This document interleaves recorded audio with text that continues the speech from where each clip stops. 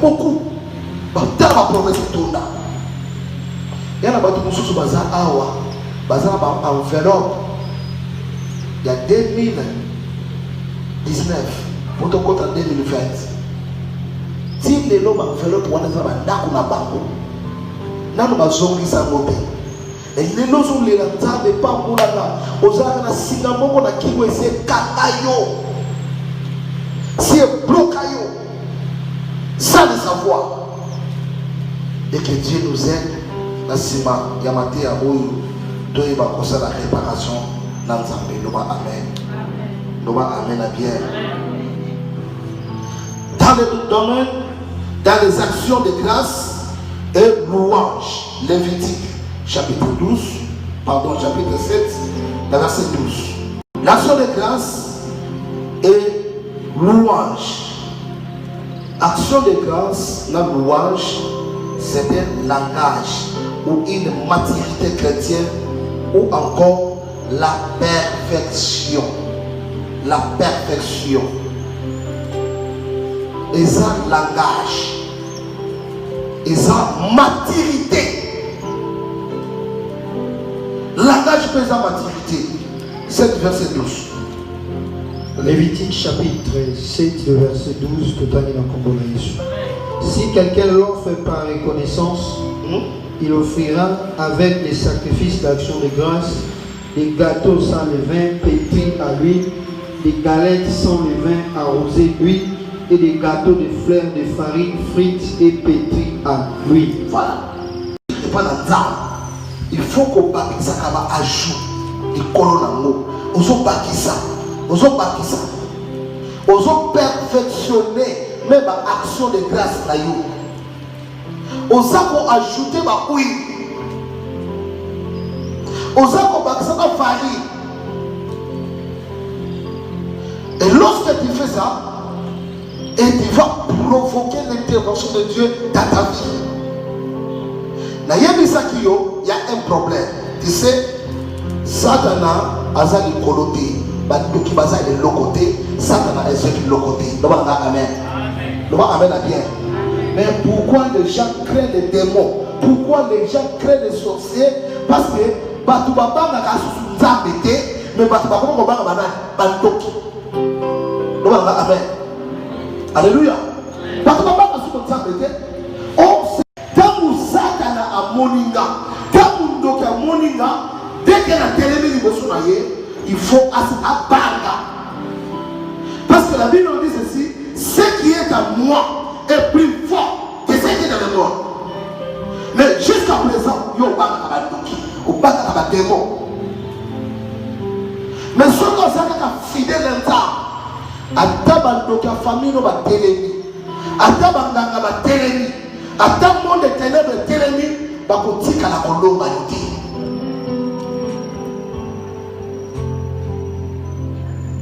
Alléluia. Amen. Parce que Bible dit ils te feront la guerre, mais ils ne te feront pas. Mais tu peux solo. Le combat spirituel existe. Mais tu vas les alliés, mais l'homme des amanades, il y a bisou. La Bible dit nous sommes plus que vainqueurs. Dans le fin, dans le domaine de Nyoso, il faut au combat à niveau de perfectionnement. Le lenge na yo ya kubanga nzaka faut au perfectionner yango. Le lenge na yo même kokabela nzaka ya kopesa ba action de grâce ya kopesa ba foi ya nyoso même dans le domaine nyoso Luka on se perfectionner. Alléluia. La perfection c'est quoi? C'est améliorer. Il faut qu'on améliore le ligne au salina. Même quelque mission, il faut essayer d'améliorer. Donc, on a un système standardisé. Donc, on a un kilt et on a un messe. Un messe, et on a un alléluia, et on a un amen. Chaque jour, on a un alléluia, amen. Alléluia, amen. Donc, on a un alléluia, amen. Nous commençons à faire prière d'ouverture, amen, amen. Pour pas nous mater. Les restes après. comme si tu étais dans le frère. Le bala amen. Parce que yo so calculé maintenant, erreur déjà parce que y a banane. On a la porte déjà. Tout ce que tu as qui mon frère, ton bon de la qui déjà service de délivrance et c'est de la qui déjà. Donc, n'a pas tombé les nyonso, y a qu'à ta vie là yo, faut comme on a un niveau y a perfectionnement. Même où ça là, même quand il y a une église. Il y a la bataille sur Baye qui non, il y a une église RD. 11 ans. 10 ans. Notre église commence à quelle heure? Hein? 9 ans. Nous allons amen. Dans la yoye ba sécurité yanzambe. Obi Bible obi we tokani na se na lo leseni. Soki tokanga 9 heures, chaque 9 heures ça na ange moko ayaka na porte wana. Yé musala na yé azo kani présence d'aller. Mais ça la ange à clôture. Donc voilà quand on se qui est la nécessité y a divinité accueilli. La vie ça vient notre père maman présidente moko l'église nationale d'amour. Maman wana to continue to salir ba munyoso tango kaka jofa da biba accueilli. Le modérateur a dit maman présidente à comment d'apprendre mon frère. Zadi. Maintenant tout ça je relève. Même l'église se va au bonne là, ça veut dire nzamba zomo na yoki yozali. Alléluia. Quand on dit qu'il te amen. Nous t'avons à la porte. Oh maman présidente à confiance. Mais moi tout ça est l'église l'ange a bambola kana moment clôture pe ange oyo a koki ko protéger yo ko couper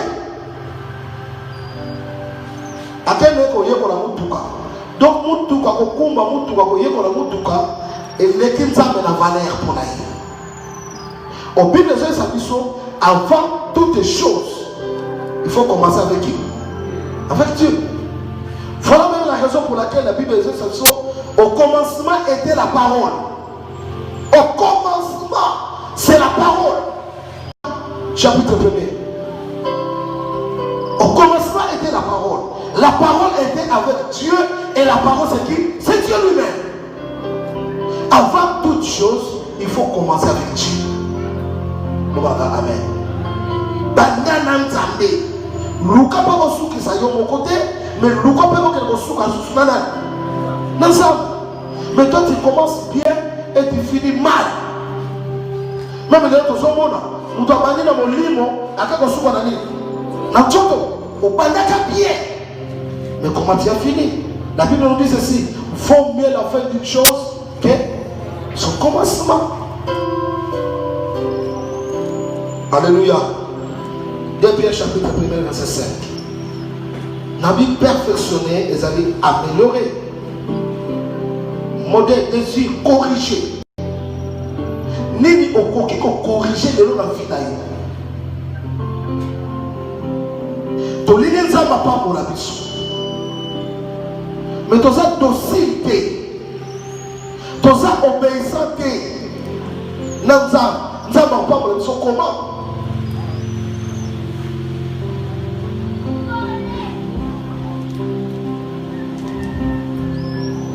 Perfection, c'est bien savoir et bien faire. Pour on se perfectionner dans ta vie d'ailleurs, il y a des bossos, il faut ça la vie. Il faut qu'on y ait pas. Il faut y ait. Bien savoir. Et ceux qui ont y ait, ou ça la paix, malade. Mais ceux qui ont y ait, ou ça malade, obi muto yebi nzambe malamu ata ke l'église muto yebi nzambe malamu okoko tindi kana hotel ofra okoko yebi sene kama dignité okoko yebi ça était si les engagements okoko yebi ça était mais muto yebi te ya passe ya moment le long et ça na bato belé tozo sambela mais bato belé ba yebi nzambe te no bala amen. Le bas amène à bien. Obi un jour, Tant Moïse a condamné Nzambe na buso Adam ta amoni moto ezopela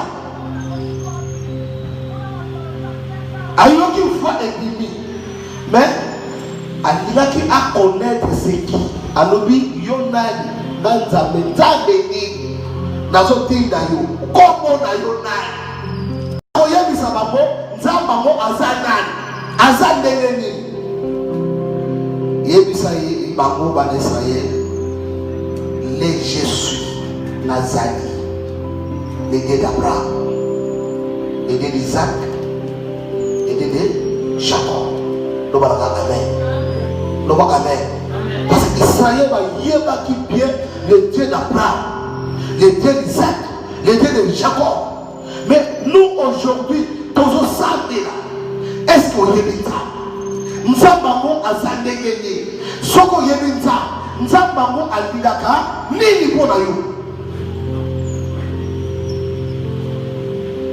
obi soki muto yebi yebo kofanda bien nakosi oh atuni nakosi soki muto yebi kofanda bien bade baso solo aso uninga muso solo ba yo na mobali kofanda kale abi to fanda bien abi azana caractère moko très difficile abi tofandaka bien ye ayebi nga mpe nasali nayebi parce que makambo oyo ye alingaka yango nasalaka oyo aboyaka yango mpe nasalaka te yango moni tofandaka so bien toswanaka te tobundaka te mais bato libanda bamonaka ye azalaka na caractère moko ya ndenge ya makasi yango moni na texte na biso de base troisième serviteur alobi nayebi yo ozalaka dire et même ça ne passe à traiter abi okuka ka place yo olomité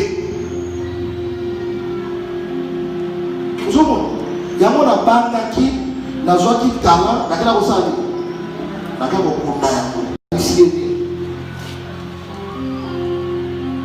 méchant mauvais serviteur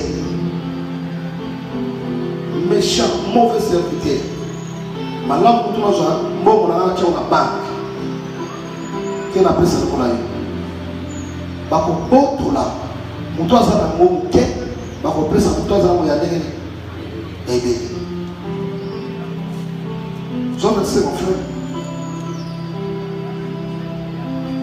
bien savoir et bien faire et bien